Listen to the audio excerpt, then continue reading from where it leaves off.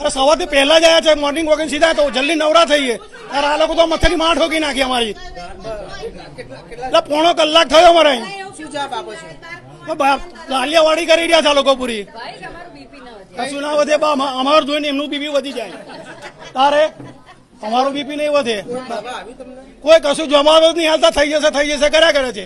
Machine ચાલુ રાખવું જોઈએ, ગઈકાલનું તૈયાર રાખવું જોઈએ મશીન.